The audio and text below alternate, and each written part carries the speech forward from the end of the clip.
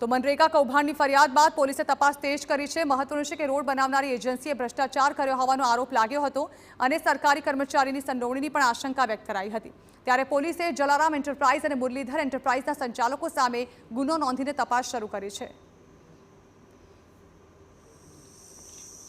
કે આજે રોડ બનાવવા માટેની જે એજન્સીઓ હતી તે એજન્સીઓનું કામ મુખ્યત્વે હતું તે રોડ બનાવવા માટેનું સામાન સામગ્રી પૂરું પાડવાનું, પરંતુ તે એજન્સીઓએ માત્ર સામાન પૂરું પાડવાની સાથે સાથે સરકારી કર્મચારીઓ તેમજ કરાર આધારિત જે કર્મચારીઓ છે તેમની સાથે મેળાપીપણું કરી અને પૂર્વ આયોજિત કાવતરું રચી અને તેમાં કંઈ ગેરરીતિ આચરેલ છે। જે ટેકનિકલ રિપોર્ટની અંદર એવું પણ જણાવવામાં આવે છે કે તેની અંદર જે રોડ બનાવવા માટે જે માલ સામાન પૂરો પાડવામાં આવેલ છે તેની ગુણવત્તા જે છે એકદમ હલકી કક્ષાની ગુણવત્તા હતી।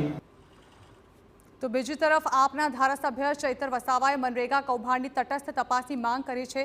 નેતાઓ અને અધિકારીઓની મિલીભગતથી કૌભાંડ થયાનો ચૈતર વસાવાએ આરોપ લગાવ્યો છે। ચૈતર વસાવાએ કહ્યું કે જો તપાસના નામે ભીનું સંકેલવાનો પ્રયાસ થશે તો અમે આંદોલન કરીશું।